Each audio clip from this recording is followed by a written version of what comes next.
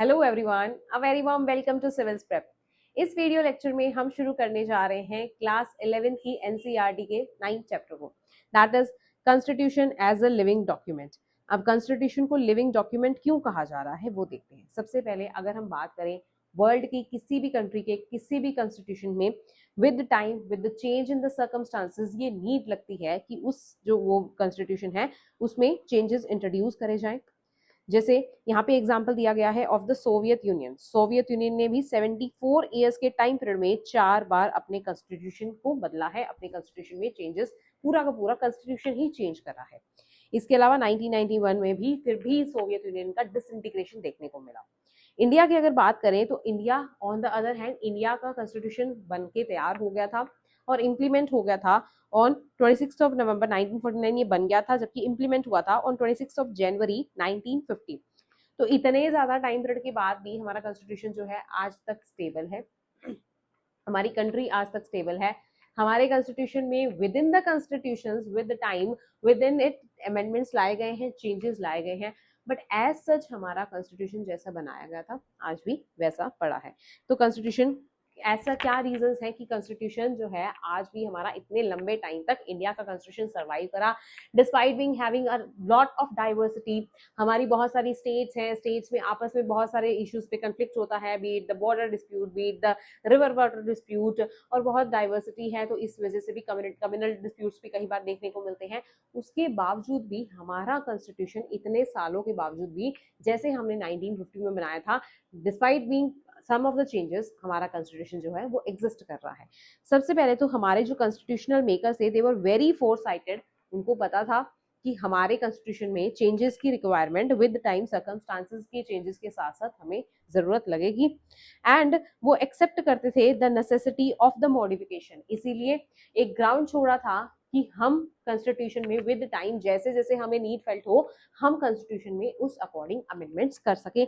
सो हमारा जो कॉन्स्टिट्यूशन है it is a mixture of flexibility and rigidity. अब इससे क्या मतलब है, हमारे कॉन्स्टिट्यूशन में कुछ ऐसे प्रोविजंस हैं जिनको बहुत इजीली चेंज किया जा सकता है, जो हमारे कॉन्स्टिट्यूशन के कोर प्रिंसिपल्स में नहीं आते, जो बनाए ही इसलिए गए थे कि हम उसमें अगर विद टाइम हमें नीड लगे तो हम उसमें इजीली अमेंडमेंट्स या चेंजेस कर सके। तो वो पार्ट ऑफ द कॉन्स्टिट्यूशन हो जाएगा फ्लेक्सिबल पार्ट। फ्लेक्सिबल कोई भी चीज होती है तो हम उसको इजीली ब्रेक कर सकते हैं, हम उसको इजीली मूव कर सकते हैं। उसी तरीके से अगर जिन कॉन्स्टिट्यूशन के जिन प्रोविजंस को हम इजीली अमेंड कर सकते हैं तो वो फ्लेक्सिबल पार्ट में आ जाएंगे। ऑन द अदर हैंड कुछ प्रोविजंस हैं कॉन्स्टिट्यूशन को जिनको हम इजीली अमेंडमेंट नहीं कर सकते, अमेंडमेंट्स नहीं कर सकते, जिनमें वो होते हैं, वो आते हैं under the category of the rigid provisions of the constitution. तो हमारा कॉन्स्टिट्यूशन मिक्सचर है of the rigidity and flexibility, क्योंकि दोनों तरह के प्रोविजंस इंडिया के कॉन्स्टिट्यूशन में पाए जाते हैं, और यहाँ पे दोनों तरह के प्रोसीजर्स की डिफिकल्ट हो अमेंडमेंट करने में और इजी हो अमेंडमेंट करने में, तो दोनों तरह के प्रोविजंस इंडिया के कॉन्स्टिट्यूशन में पाए जाते हैं। So the constitution is not frozen and unalterable document, इसमें अल्टरेशंस विद टाइम किए जा सकते हैं। कॉन्स्टिट्यूशन बनाने के पीछे मेन क्वेश्चन जो अराइज होता था कि कॉन्स्टिट्यूशन किस तरीके का बनाया जाए, वो इतना ज्यादा सेक्रेट बनाया जाए कि उसको अल्टर ही ना किया जा सके, या वो इतना ज्यादा हमारा ऑर्डिनरी इंस्ट्रूमेंट बना दिया जाए कि कोई भी पॉलिटिकल पार्टी अगर पावर में आती है तो वो इसको इजीली अमेंड कर पाए। लेकिन हमारे कॉन्स्टिट्यूशन मेकर्स ने ध्यान इसमें अच्छे से लगाते हुए हमारे कॉन्स्टिट्यूशन को फ्लेक्सिबल कॉन्स्टिट्यूशन का और रिजिड कॉन्स्टिट्यूशन का मिक्सचर कॉन्स्टिट्यूशन बनाया है। अब ये हमारा अमेंडमेंट ऑफ द कॉन्स्टिट्यूशन, हमारे कॉन्स्टिट्यूशन में ही इसका प्रोसीजर मेंशन है, and that too in article 368। Article 368 वो भी कॉन्स्टिट्यूशन के पार्ट 20 में। तो part 20 article 368 mentions the procedure of the amendment of the constitution. Amendment of the constitution article 368 में जो प्रोसीजर बताया गया है वो दो तरीके का बताया गया है। फर्स्ट, स्पेशल मेजोरिटी से जो अमेंडमेंट होगा। सेकेंड, स्पेशल मेजोरिटी के साथ साथ कुछ एक प्रोविजंस को अमेंड करने के लिए we require the ratification of the half of the states.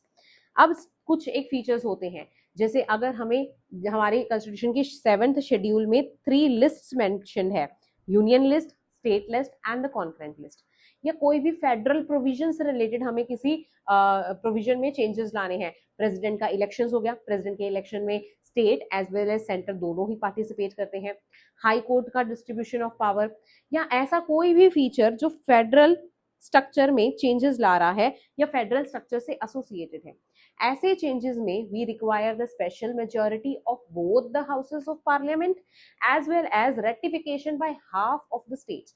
तो special majority of both the houses of parliament हमें नॉर्मली कॉन्स्टिट्यूशनल अमेंडमेंट के लिए चाहिए होता है। अब ratification of half of the states की पहले बात करते हैं। स्टेट में we have state legislative assembly.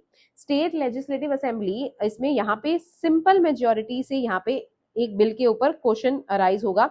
अगर वो बिल के ऊपर क्वेश्चन अराइज हो, कॉन्स्टिट्यूशनल अमेंडमेंट बिल जो सेंटर में हो रहा है उसके ऊपर स्टेट में सिंपल मेजॉरिटी से उस स्टेट ने पास कर दिया, तो यहाँ पे उस स्टेट का रेटिफिकेशन कंसिडर किया जाएगा।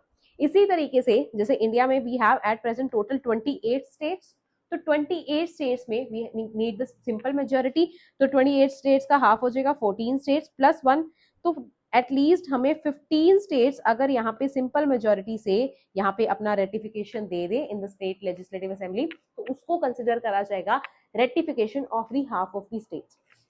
एंड स्पेशल मेजॉरिटी क्या होता है? एक होती है simple majority, simple majority of the members जो भी किसी भी हाउस के हैं। स्पेशल मेजॉरिटी होती है simple majority of the members of the house plus majority of the members which are present and voting on that particular subject. इसमें से जो भी ज्यादा होगी, या तो वो सिंपल मेजॉरिटी या majority of the members present and voting जो भी ज्यादा होगी, उस मेजॉरिटी से दोनों हाउसेस में बिल को पास होना जरूरी है। So this is the case of the special majority. तो कुछ केसेस में we require only the special majority of both the houses of parliament, और दोनों हाउसेस में ये बिल सेपरेटली जाता है। Mark my words, there is provision of no joint sitting in the case of the constitutional amendment bills। constitutional amendment के case में अगर deadlock की सिचुएशन आती है वो बिल वहीं खत्म हो जाएगा। यहाँ पे joint sitting नहीं बुलाई जा सकती in the case of the constitutional amendment bill। ये चीज आपको याद रखनी है।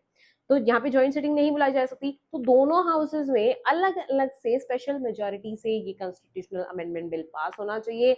उसके बाद वो बिल प्रेसिडेंट के पास जाता है, देन प्रेसिडेंट यहाँ पे अपनी एसेंट देता है, तो वो कॉन्स्टिट्यूशनल अमेंडमेंट बिल पास हो जाता है और कॉन्स्टिट्यूशन में अमेंडमेंट हो जाती है। This is the case of the special majority. Second case, special majority के साथ साथ we need the special simple majority of the half of the ratification of the half of the states. वो चाहिए होती है in some of the special features जहां पे हम फेडरल फीचर्स में कोई ना कोई चेंजेस ला रहे होंगे। तो आर्टिकल 368 में ये दो तरीके का अमेंडमेंट मेंशन्ड है, जबकि कॉन्स्टिट्यूशन को अमेंड करने का एक थर्ड मेथड भी होता है, that is by simple majority. Simple majority, हमें कोई ऑर्डिनरी बिल पास करने के लिए दोनों हाउसेस ऑफ पार्लियामेंट की सिंपल मेजॉरिटी चाहिए होती है। उसके बाद से वो बिल जाता है विद द प्रेसिडेंट और वो पास हो जाता है। कुछ प्रोविजंस ऑफ द कॉन्स्टिट्यूशन पास होते हैं बाय दिस सिमिलर प्रोसीजर, जहां पे दोनों हाउसेस ऑफ पार्लियामेंट की सिंपल मेजॉरिटी से भी ये बिल पास होगा, प्रेसिडेंट के पास जाएगा और प्रेसिडेंट अगर इसको अपनी रेटिफिकेशन दे देता है तो यहाँ पे ये पास हो जाएगा। लेकिन कॉन्स्टिट्यूशनल अमेंडमेंट बिल में ये भी प्रोविजन होता है कि president has to give assent to this bill. President इस बिल को विदहोल्ड नहीं कर सकता, प्रेसिडेंट अपनी एसेंट को यहाँ पे डिनाई नहीं कर सकता। इस constitutional amendment bill pay president के लिए कंपलसरी होता है कि प्रेसिडेंट अपने यहाँ पे एसेंट इस कॉन्स्टिट्यूशनल अमेंडमेंट बिल को दे। So these are some of the basic features जो एक कॉन्स्टिट्यूशनल अमेंडमेंट बिल के लिए है, जो ऑर्डिनरी बिल से अपने आप को डिफरेंशिएट करता है। वन अदर थिंग कि आर्टिकल 368 में जो प्रोसीजर मेंशन्ड है वो दो ही तरीके का प्रोसीजर मेंशन्ड है। ये जो सिंपल मेजॉरिटी से हम कुछ some of the features of the constitution को अमेंड कर रहे हैं, ये आर्टिकल 368 से बाहर है। आर्टिकल 368 में ये प्रोसीजर मेंशन नहीं है। ये भी कुछ केसेस में होता है जो अभी हम डिस्कस करते हैं। अब तक हमने देखा कि how to amend the constitution. इसमें आर्टिकल 368 के तहत we have special majority in both the houses of parliament, और फिर उसके बाद प्रेसिडेंट इस पे अपनी एसेंट दे देगा, या कुछ केसेस में स्पेशल मेजॉरिटी के साथ साथ ratification of half of the state चाहिए होगा। ये तो मेंशन्ड है, ये दोनों प्रोविजन मेंशन्ड है अंडर आर्टिकल 368। और एक प्रोसीजर होता है बाय द सिंपल मेजॉरिटी, और ये सिंपल मेजॉरिटी आर्टिकल 368 में मेंशन नहीं है। तो कौन से प्रोविजन है जो सिंपल मेजॉरिटी से पास होते हैं? अगर पार्लियामेंट चाहे तो पार्लियामेंट के पास ही सिर्फ ये पावर है कि पार्लियामेंट जो है किसी भी न्यू स्टेट को बना सकता है, किसी भी एग्जिस्टिंग स्टेट को अबॉलिश कर सकता है, दो स्टेट्स का मर्जर कर सकता है, किसी भी स्टेट से किसी भी एरिया को निकाल सकता है, किसी स्टेट की बाउंड्री में चेंजेस ला सकता है, किसी स्टेट के नेम में चेंजेस ला सकता है। और ये चेंजेस कर सकता है पार्लियामेंट अंडर आर्टिकल 2। आर्टिकल 2 कहता है कि अपने यूनियन में पार्लियामेंट नई स्टेट को ऐड कर सकता है, पुरानी स्टेट को निकाल सकता है। या आर्टिकल 3 में, आर्टिकल 3 कहता है पार्लियामेंट में increase the area of any particular state, decrease the area of any particular state, change the name of any particular state. तो इस तरीके की चेंजेस पार्लियामेंट ला सकता है और सिर्फ पार्लियामेंट ला सकता है under article 3। Article 2 and article 3 में जो ये चेंजेस आ रहे हैं, ये चेंजेस ला रहे हैं इन द कॉन्स्टिट्यूशन, क्योंकि हमारे शेड्यूल 1 में मेंशन्ड है names of the states, boundaries of the states, areas of the state, as well as हमारे शेड्यूल 4 में मेंशन्ड है राज्यसभा का सीट का allocation basis on these states.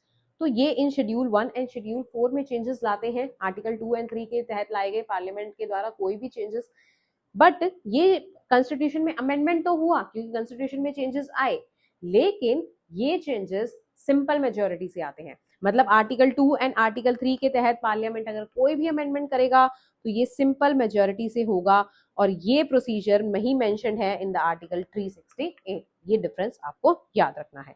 Special majority की यहाँ पे बात करती है, हमारे पार्लियामेंट में यही चलता है, जबकि कुछ अदर कंट्रीज में और भी चीजें चलती हैं।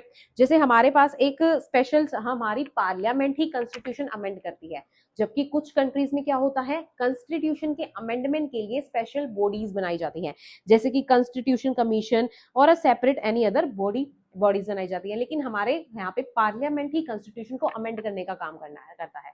ये वन ऑफ द क्रिटिसिजम्स भी है हमारे पार्लियामेंट का अमेंडमेंट के प्रोसीजर का। तो ये आप लिख सकते हैं कि अगर आपसे लिखने को पूछा जाए कि कौन क्रिटिसाइज करें आप इस चीज को, you have to criticise the procedure of amendment of the constitution in the India.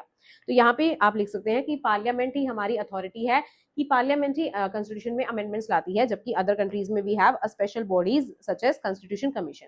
और यहाँ पे लोगों का डायरेक्ट रोल नहीं होता, जबकि स्विट्जरलैंड जैसी कंट्रीज में जो लोग होते हैं डायरेक्ट ये ला सकते हैं proposal of the amendment of the constitution.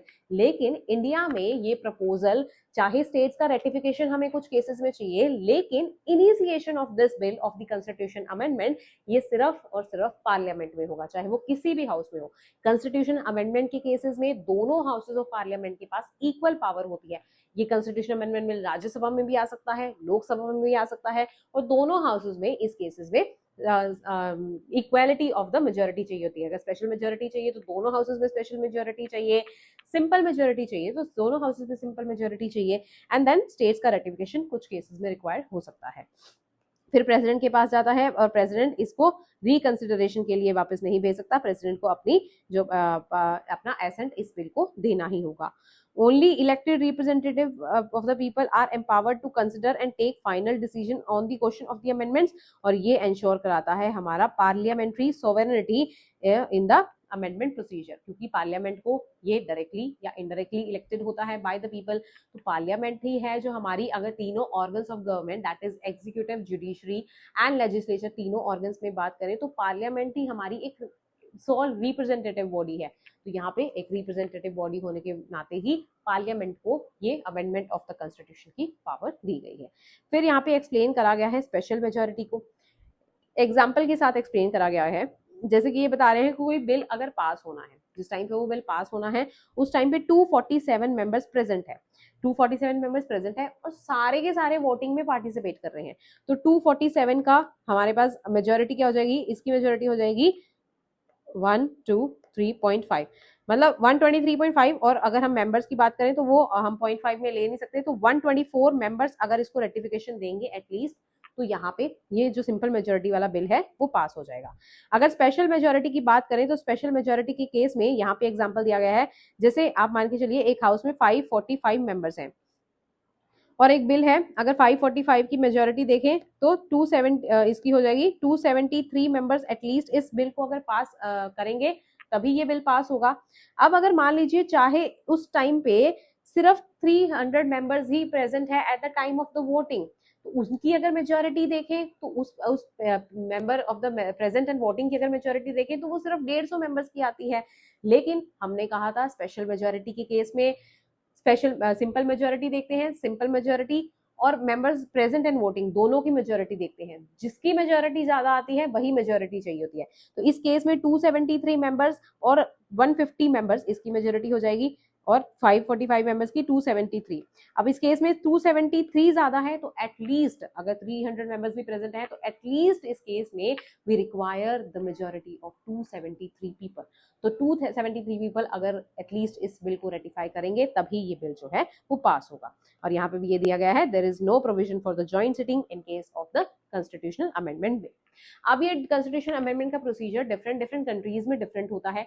जैसे इंडिया में भी require 2/3 majority special majority, USA में भी require 2/3 majority, south Africa and Russia में constitutional amendments require 3/4 of the majority, at least 75% of the members का अगर रेटिफिकेशन होगा तभी इन कंट्रीज में कॉन्स्टिट्यूशनल अमेंडमेंट होगा।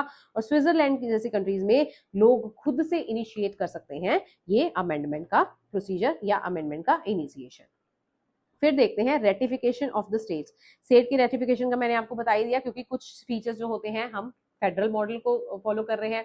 तो अगर फेडरल फीचर्स को अगर हम अमेंड कर रहे हैं तो we require the consent of only half of the states, और वो भी अपने स्टेट लेजिस्लेचर में। अगर सिंपल मेजोरिटी से इसको हाफ ऑफ द स्टेट्स अगर पास कर देती हैं तभी हम ये इनका रेटिफिकेशन यहाँ पे कंसिडर किया जाएगा। जैसे कि मैंने आपको बताया at present we have 28 states, तो 28 स्टेट्स में से अगर एटलीस्ट 15 स्टेट्स अपने स्टेट लेजिस्लेटिव असेंबलीज में सिंपल मेजोरिटी से इसको पास कर देती हैं इस बिल को, तो हमें हाफ ऑफ द स्टेट्स का रेटिफिकेशन उस बिल में मिल जाएगा। This is again one of the criticism जहाँ पे ये कहा जाता है कि हम सिर्फ हाफ ऑफ द स्टेट्स का ही रेटिफिकेशन लेते हैं, तो ये भी इजियर होता है इन कंपैरिजन टू दैट कि हम अगर हम स्पेशल मेजोरिटी के केस में देखें कि हमने पार्लियामेंट का तो स्पेशल मेजोरिटी कंसिडर करा है और हम यहाँ पे स्टेट लेजिस्लेचर का कुछ एक केसेस में ही एक तो रेटिफिकेशन ले रहे हैं और उसमें भी हाफ ऑफ द स्टेट्स का ही रेटिफिकेशन ले रहे हैं। At least we should take the ratification of the 3/4 of the states. तो ये भी वन ऑफ द क्रिटिसिज्म है जो आप लिख सकते हैं अगर आपसे क्रिटिसिज्म से रिलेटेड मेन से क्वेश्चन आता है तो। नेक्स्ट टॉपिक है why there have been so many amendments. हमारे कॉन्स्टिट्यूशन को बनने के बाद से 106 times we have amended the constitution, मतलब हमने कॉन्स्टिट्यूशन को इतना ज्यादा अमेंड कर लिया, फिर भी हम ये कह रहे हैं कि हमारे कॉन्स्टिट्यूशन को अमेंड करना इतना ज्यादा इजी नहीं है। तो फिर इसका क्या पॉसिबल रीजंस है ये भी हम देखते हैं। इसमें ये कह रहे हैं कि 10 decades between the time period of 1970 to 1990 यहाँ पे लार्ज नंबर ऑफ अमेंडमेंट्स देखे गए हैं। यहाँ पे 10 अमेंडमेंट्स देखे गए हैं। टाइम पीरियड ऑफ 1974 टू 1976 यहाँ पे भी नियरली 10 अमेंडमेंट्स देखे गए हैं। And in the time period of 2001 and 2003 यहाँ पे 3 सालों में यहाँ पे भी बहुत सारे अमेंडमेंट्स देखे गए हैं। तो यहाँ पे ये दिखा रहे हैं कि ऐसा नहीं है कि हमने इन पूरे इतने ही सालों में पूरे के पूरे जितना हमारे कॉन्स्टिट्यूशन के बनाने से लेके अब तक के टाइम पीरियड में कंटिन्यूसली हमने अमेंडमेंट्स नहीं करे हैं।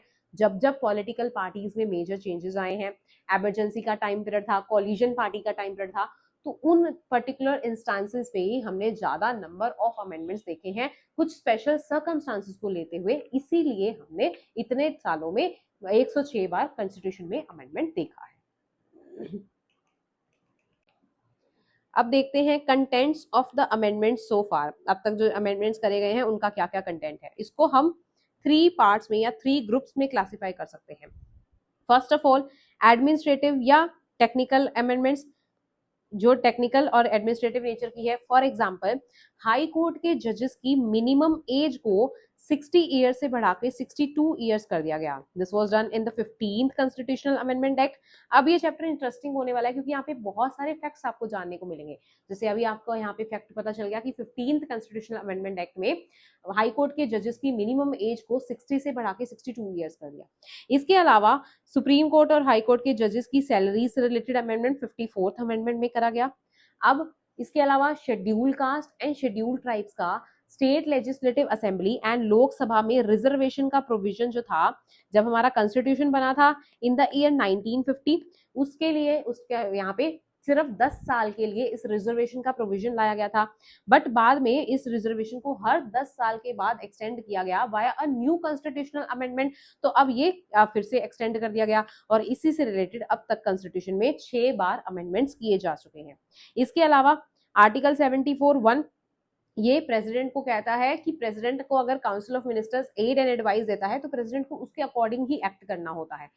ओरिजिनली ये प्रोविजन था कि यहाँ पे ये जो aid and advice council of minister president को देती है वो बाइंडिंग है ऑन द प्रेसिडेंट, लेकिन विद अमेंडमेंट प्रोविजन ऐड कर दिया गया कि प्रेसिडेंट अगर चाहे तो इस एड एंड एडवाइस को एक बार काउंसिल ऑफ मिनिस्टर को रिकंसिडरेशन के लिए भेज सकता है। अगर फिर से दोबारा से यहाँ पे प्रेसिडेंट को वही सेम एड एंड एडवाइस दी जाती है, उसके बाद ये एड एंड एडवाइस प्रेसिडेंट के लिए बाइंडिंग होगी। तो ये प्रोविजन भी by the constitutional amendment act आया था, लेकिन ये एज सच पहले से था ही, तो बहुत ज्यादा चेंजेस इसमें नहीं आए, थोड़े बहुत टेक्निकल चेंजेस इसमें करे गए हैं।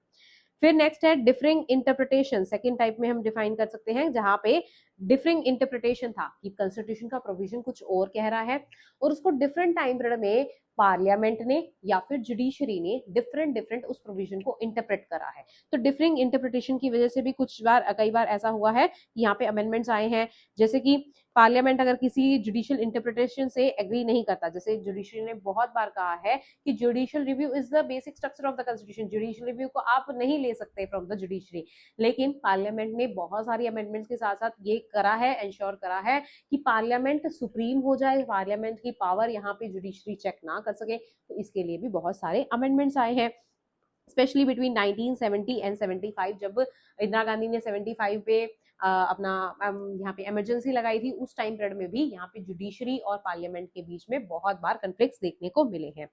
और ये रिलेटेड थे difference between the judiciary and the parliament, relationship between the fundamental rights and DPSPs, जहां पे बहुत बार ऐसा हुआ था कि अपनी जजमेंट्स में जुडिशरी कह रहा था कि यहाँ पे अभी कह रहा था कि फंडामेंटल राइट्स सुप्रीम है टू द डीपीएसपीज, फिर उसके बाद से पार्लियामेंट कभी अमेंडमेंट ले आता था कि नहीं, जो हम फंडामेंटल राइट्स को we can take away in the implementation process of the DPSPs, तो यहाँ पे डीपीएसपीज को सुपीरियर बताने की बात करी जा रही थी।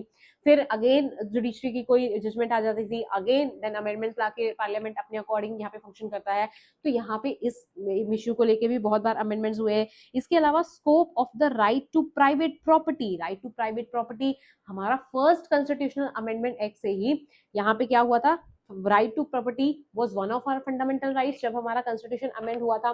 उसके बाद से फर्स्ट कॉन्स्टिट्यूशनल अमेंडमेंट एक्ट से ही वेरियस लॉज से राइट टू प्रॉपर्टी का वायोलेशन देखने को मिला, फिर जुडिशरी यहाँ पे इंटरप्रेट करती थी, और ऐसे बार बार होने के बाद right to property fundamental right से हटा के 44th कॉन्स्टिट्यूशनल अमेंडमेंट एक्ट से राइट टू प्रॉपर्टी को आर्टिकल 300A में डाल दिया गया।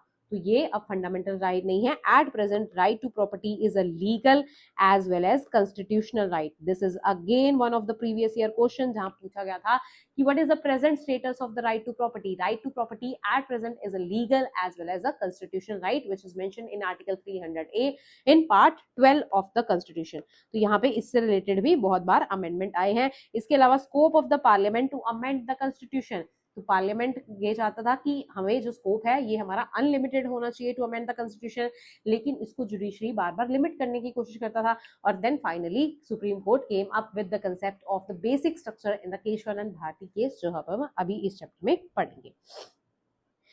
देन नेक्स्ट है thirdly amendments through the political consensus. ये थर्ड ग्रुपिंग है कि पॉलिटिकल कंसेंसस से जो अमेंडमेंट हो गए, consensus made it necessary that some changes had to be made in order to reflect the prevailing political philosophy and aspirations of the society. जैसे कि anti defection amendment का आना, ये हुआ था by the 52nd amendment act, या फिर हमारा वोटिंग की एज को इंक्रीज करना। Earlier the voting age was 21 years, at present the voting age is 18 years, और इसको चेंज करा गया था by the 61st amendment act of 1989। इसके अलावा 73rd एंड 74th अमेंडमेंट्स, ये जो है इसके लिए भी बहुत बार ट्राई करा गया था कि यहाँ पे रूरल लोकल गवर्नमेंट को एंड अर्बन लोकल गवर्नमेंट को कॉन्स्टिट्यूशनल स्टेटस दिया गया जाए। And finally 73rd and 74th constitutional amendment को 1993 से इनको कॉन्स्टिट्यूशनल स्टेटस दे दिया गया। इसके अलावा 77th, 81st and 86th amendments भी जो थे ये हमारे इसी से एसोसिएटेड थे, पॉलिटिकल कंसेंसस से एसोसिएटेड थे। फिर बात करते हैं सम ऑफ द कंट्रोवर्शियल अमेंडमेंट्स से रिलेटेड। तो कंट्रोवर्शियल अमेंडमेंट कौन कौन से थे? अगर कोई रूलिंग पार्टी अपनी पावर को बहुत ज्यादा प्रिवेल करने के लिए यहाँ पे जो अमेंडमेंट्स ला रही है एंड नेक्स्ट जो अपकमिंग पार्टी है उसमें चेंजेस लाने की कोशिश करती है, तो इससे रिलेटेड यहाँ पे कंट्रोवर्सी बनी रहती थी।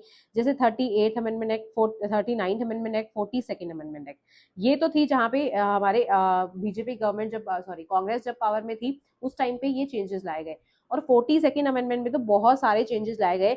1975 में इंटरनल इमरजेंसी के टाइम पे बहुत सारे चेंजेस लाए गए। फंडामेंटल ड्यूटीज का लाना, ये भी 42nd अमेंडमेंट एक्ट में फंडामेंटल ड्यूटीज को ऐड करा गया था। यहाँ तक कि लोकसभा के टेन्योर को भी 5 ईयर से बढ़ा के इस इमरजेंसी के चलते 6 ईयर से ज्यादा यहाँ पे एक्सटेंड कर दिया गया था। एंड 42nd अमेंडमेंट एक्ट ने review power of the judicial review की जो पावर है इस पे भी रिस्ट्रिक्शंस लगाने की कोशिश की। इसके साथ साथ प्रियम्बल में भी चेंजेस आए in this constitutional amendment act, जहां पे 3 वर्ड्स प्रियम्बल में ऐड करे गए, that is socialist, secular and integrity. इसको आप SSI से याद कर सकते हैं। तो socialist, secular and integrity word were added in the preamble by the 42nd constitutional amendment act.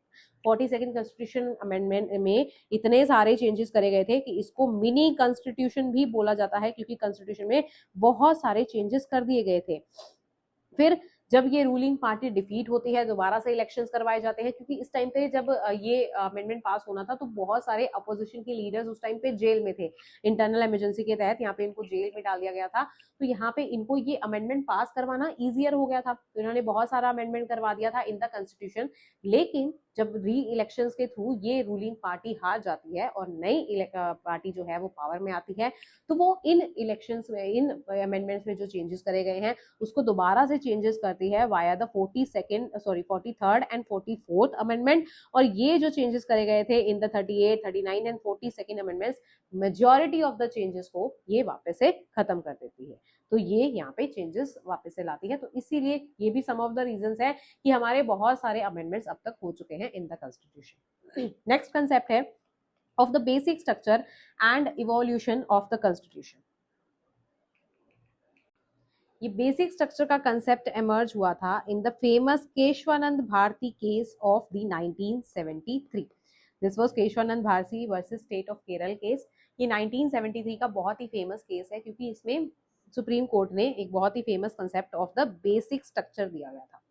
इसमें सुप्रीम कोर्ट ने पार्लियामेंट की power to amend the constitution पे एक स्पेसिफिक लिमिटेशन लगा दी थी कि पार्लियामेंट अगर चाहे यहाँ पे अपनी पार्लियामेंट किसी भी पार्ट ऑफ द कॉन्स्टिट्यूशन को अमेंड कर सकती है, but with in the limits of not amending the basic structure of the constitution. और ये बेसिक स्ट्रक्चर क्या है, इसको डिसाइड करने का काम जुडिशरी का है, कि judiciary time to time supreme court बताता रहेगा कि what constitutes the basic structure of the constitution, कौन से पार्ट्स हैं जो बेसिक स्ट्रक्चर का पार्ट हैं और इसको आप वायलेट नहीं कर सकते। जैसे जुडिशियल रिव्यू को डिक्लेयर कर रखा है जुडिशरी ने as one of the basic structure, आप जुडिशियल रिव्यू को जुडिशरी से नहीं ले सकते हैं। इसके अलावा rule of law, sovereignty and integrity, so these are some of the principles जिनको बेसिक स्ट्रक्चर के अंदर सुप्रीम कोर्ट ने या जुडिशरी ने टाइम टू टाइम डिफाइन कर रखा है। और विद टाइम जुडिशरी ही डिफाइन करेगी, जुडिशरी के पास ये सोल अथॉरिटी है to define what constitutes the part of the basic structure. The theory of the basic structure is itself an example of the living constitution, क्योंकि with the time अगर आप किसी चीज में चेंजेस कर सकते हैं तो आप बेसिक स्ट्रक्चर में चेंजेस कर सकते हैं। बेसिक स्ट्रक्चर क्या है क्या नहीं, ये तो फिर वो ये सोल प्रिंसिपल्स हो जाएंगे जिनके ऊपर हमारा कॉन्स्टिट्यूशन बना हुआ है और इनको आप किसी भी कंडीशंस में वायलेट नहीं कर सकते हैं। Thus the judiciary and its interpretation have practically amended the constitution without a formal amendment। Judiciary ने कोई फॉर्मल अमेंडमेंट नहीं करी है कॉन्स्टिट्यूशन की, लेकिन फिर भी जुडिशरी ने बहुत बड़ा अमेंडमेंट कर दिया है, क्योंकि जुडिशरी ने पार्लियामेंट की अमेंडिंग पावर पे ही यहाँ पे रिस्ट्रिक्शन लगा के रखी है। The basic structure doctrine further consolidate the balance between the rigidity and the flexibility, क्योंकि कुछ प्रिंसिपल्स को अब पार्लियामेंट को फ्लेक्सिबिलिटी किस नेचर में है कि पार्लियामेंट को कंप्लीट अथॉरिटी दे दी है कि आप कॉन्स्टिट्यूशन के किसी भी पार्ट को, किसी भी स्ट्रक्चर को आप यहाँ पे अमेंड कर सकते हैं। रिजिड किस कंटेक्स्ट में कि यहाँ पे कुछ बेसिक प्रिंसिपल्स हैं जो हम बताएंगे जिनको आप किसी भी कंडीशंस में वायलेट नहीं कर सकते, किसी भी कंडीशन में कॉन्स्टिट्यूशन के इन प्रोविजंस को आप यहाँ पे अमेंड नहीं कर सकते। तो ये रिजिडिटी एंड फ्लेक्सिबिलिटी का यहाँ पे मिक्सचर देखने को मिलता है। फिर कॉन्स्टिट्यूशन को रिव्यू करने के लिए 2000 में एक कमेटी बनाई थी to review the working of the constitution under the chief justice of supreme court justice Venkat चल्या।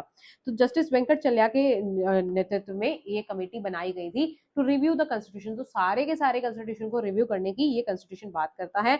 इसको ऑपोजिशन ने यहाँ पे बहुत ज्यादा बॉयकॉट भी करा था, लेकिन फिर भी इस कॉन्स्टिट्यूशन ने भी इस कमेटी ने भी बेसिक स्ट्रक्चर को ध्यान में रखते हुए कॉन्स्टिट्यूशन में कोई मेजर चेंजेस यहाँ पे रिकमेंड नहीं करे।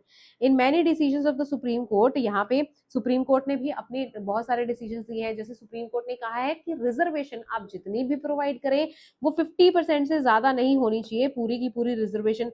इसके अलावा ओबीसी के कंटेक्स्ट में सुप्रीम कोर्ट ने एक क्रीमी लेयर का कंसेप्ट दिया है कि ओबीसी के अंडर भी कुछ ऐसे क्राइटेरियाज वाले लोग जिनकी इनकम एक सर्टेन लेवल से ज्यादा है, जो एक सर्टेन पोस्ट पे हैं, सर्टेन सर्विस में है सेंट्रल या स्टेट गवर्नमेंट की, या जो सर्टेन प्रॉपर्टी एक्वायर कर चुके हैं, तो मतलब इकोनॉमिकली जो लोग ओबीसी में स्ट्रोंग है वो क्रीमी लेयर के अंडर आएंगे, और वहां पे ओबीसी की कैटेगरी में इस क्रीमी लेयर वाले पर्संस को रिजर्वेशन नहीं मिलेगा। तो ये क्रीमी लेयर का कंसेप्ट ये भी जुडिशरी ने दिया था। जुडिशरी ने यहाँ पे एक 50% से ज्यादा की रिजर्वेशन पे भी रोक लगाई है। नेक्स्ट है constitution as a living document कैसे हुआ। तो constitution as a living document इसी तरीके से हुआ कि यहाँ पे कॉन्स्टिट्यूशन में फ्लेक्सिबिलिटी भी है, रिजिडिटी भी है। इसके अलावा पार्लियामेंट्री डेमोक्रेसी में क्या है, लोगों को रिप्रेजेंट करता है पार्लियामेंट, तो पार्लियामेंट को सुप्रीमेसी देनी चाहिए। बट पार्लियामेंट की democracy is not just only about the votes and peoples representation.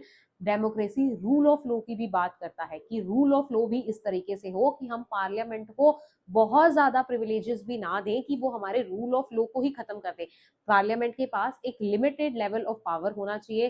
Parliament के पास इतना पावर होना चाहिए कि पार्लियामेंट लोगों के वेलफेयर के लिए काम करे, ना कि अपनी मनमानी करते हुए, अपने प्रिविलेजेस का यूज करते हुए यहाँ पे लोगों के जो राइट्स हैं उनका ही वायलेशन करने लगे। इसके अलावा यहाँ पे डेमोक्रेसी का और ये भी मतलब होता है कि डेमोक्रेसी डिफरेंट इंस्टीट्यूशंस को डेवलप करे और इन इंस्टीट्यूशंस की प्रॉपर फंक्शनिंग को इंश्योर करवा सके, and all the political institutions must be responsible to the people and maintain a balance with each other. तो इंस्टीट्यूशन बनाने की बात करता है democracy, democracy rule of law की बात करता है, democracy representation of the people की बात करता है, और इन सब में भी आपस में बैलेंस को बना के रखना is the real democracy. Next, contribution of the judiciary. Judiciary का कंट्रीब्यूशन हम देखते ही आ रहे हैं, बेसिक स्ट्रक्चर जुडिशरी का कंट्रीब्यूशन है, फिर क्रीमी लेयर जुडिशरी का कंट्रीब्यूशन है, देन रिजर्वेशन पे एक अप सीलिंग लगाना ऑफ 50% जुडिशरी का कंट्रीब्यूशन है। इसके अलावा पार्लियामेंट अपने जो अमेंडिंग पावर है उसको within the limits practice करे, दैट इज द जुडिशरी का कंट्रीब्यूशन। इसके अलावा judiciary insisted that all it has to be taken within the framework provided by the constitution. Constitution को maintain करवाना यहाँ पे अच्छे से। और इसके अलावा यहाँ पे पार्लियामेंट जो है, पार्लियामेंट कई बार ऐसे इंस्टेंसेस हुए हैं जब पार्लियामेंट प्रो पीपल लॉ लाई है, लेकिन जो लॉ बनाने का लीगल प्रोसीजर है उसको बाईपास कर दिया। तो जुडिशरी ने पार्लियामेंट के इस चीज पे भी रोक लगाई है कि ऑल्दो आप लोगों के वेलफेयर के लिए काम कर रहे हैं, लेकिन रूल ऑफ लॉ भी डेमोक्रेसी का ही हिस्सा है। आप अगर रूल ऑफ लॉ को या सही लीगल प्रोसीजर को ही फॉलो नहीं करते हैं, तो यहाँ पे आपने अपनी पावर को आर्बिट्रली मनमाने तरीके से अपनी पावर को यूज करा है। लेकिन डेमोक्रेसी में आप अपनी पावर को आर्बिट्रली यूज नहीं कर सकते हैं। डेमोक्रेसी में जिस तरीके से लॉ आपको बताया गया है, रूल ऑफ लॉ को ही आपको फॉलो करना होगा, तभी आपको ये प्रोसीजर को फॉलो करते हुए ही आप जो है यहाँ पे कोई भी लॉ किसी के वेलफेयर के लिए ला सकते हैं, अदरवाइज नहीं ला सकते। बेसिक स्ट्रक्चर थ्योरी भी मैंने आपको बताया कि ये भी जुडिशरी का कंट्रीब्यूशन है। And the court came to the conclusion कि रीडिंग और डॉक्यूमेंट सिर्फ यहाँ पे हमारा इंटेंशन नहीं होता। एक्चुअल में जुडिशरी ने जो हमारे कॉन्स्टिट्यूशन में बहुत सारे प्रोविजंस दिए गए हैं, जैसे हमारे कॉन्स्टिट्यूशन में बहुत सारे ऐसे वर्ड्स दिए गए हैं जो कॉन्स्टिट्यूशन में मेंशन तो हैं बट डिफाइन नहीं है। Judiciary with time to time उसको डिफाइन करने का काम करती है, या हमारे कॉन्स्टिट्यूशन में जो बेसिक प्रिंसिपल्स मेंशन हैं उनको यहाँ पे इलेबोरेट करने का काम जुडिशरी करती है। तो जुडिशरी कहती है कि हमें ये जो कॉन्स्टिट्यूशन के प्रिंसिपल्स हैं इनके पीछे का इंटेंशन पता होना चाहिए, और किसी भी डॉक्यूमेंट को सिर्फ पढ़ लेना इनफ नहीं होता, उस डॉक्यूमेंट के पीछे की इंटेंशन को जानना भी बहुत ज्यादा जरूरी होता है, और कॉन्स्टिट्यूशन के केस में उसको फॉलो करना भी बहुत जरूरी है। नेक्स्ट टॉपिक है maturity of the political leadership. Giving the ruling it in the Keshwanand Bharati case, some attempts made to the court to reconsider its ruling. 42nd amendment act parliament में लाया गया था जो पार्लियामेंट की supremacy को assert करता है। लेकिन यहाँ पे जुडिशियल रिव्यू को ले लिया गया था, जुडिशियल रिव्यू को बेसिक स्ट्रक्चर नहीं माना गया था। फिर अगेन 1980 में माइनर्वा मिल्स केस आता है, जहाँ पे Supreme Court again basic structure की बात करता है, judicial review as basic structure की बात करता है, और यहाँ से जुडिशरी अपनी पावर को इंश्योर करता है। और यहाँ पे ही पॉलिटिकल पार्टीज का और जुडिशरी का आपस में जो कन्फ्लिक्ट है वो चलता रहता है, बट कहीं ना कहीं जुडिशरी जो है अपनी पावर को यहाँ पे इंश्योर कराती है, कॉन्स्टिट्यूशन के प्रोविजन के इम्प्लीमेंटेशन को, प्रॉपर इम्प्लीमेंटेशन को टाइम टू टाइम इंश्योर कराती रहती है। एंड देयरफॉर द कॉन्स्टिट्यूशन जो जिस टाइम पे जिस प्रिंसिपल्स पे बेस्ड हमारे कॉन्स्टिट्यूशन मेकर्स ने बनाया था वो आज भी कहीं ना कहीं इंटैक्ट है। हमने बहुत ज्यादा मेजर चेंजेस, चाहे हमारी different organs of the government ने ही आपस में एक दूसरे को चेक करते हुए यहाँ पे बहुत ज्यादा चेंजेस नहीं लाने दिए हैं। तो हमने हमारे कॉन्स्टिट्यूशन में जिस तरीके से हमारे कॉन्स्टिट्यूशनल मेकर्स ने हमारे कॉन्स्टिट्यूशन को इमेजिन करा था, आज भी वैसे की वैसे इंटैक्ट रखा है। ऑल्दो बहुत सारे चेंजेस कॉन्स्टिट्यूशन में आए भी हैं, और with the demand of the circumstances changes आएंगे भी। So this was all about this chapter. I hope आपको ये लेक्चर अच्छा लगा होगा। आप अपने क्वेरीज को, अपने रिव्यूज को कमेंट सेक्शन में लिख सकते हैं, और फर्दर आप क्या कौन सी सीरीज शुरू करवाना चाहते हैं उसके बारे में भी आप कमेंट सेक्शन में बता सकते हैं। एंड सिविल्स प्रेप के चैनल को फॉलो करते रहिए for more such updated videos and making your preparation simplified. Thank you so much, have a nice day.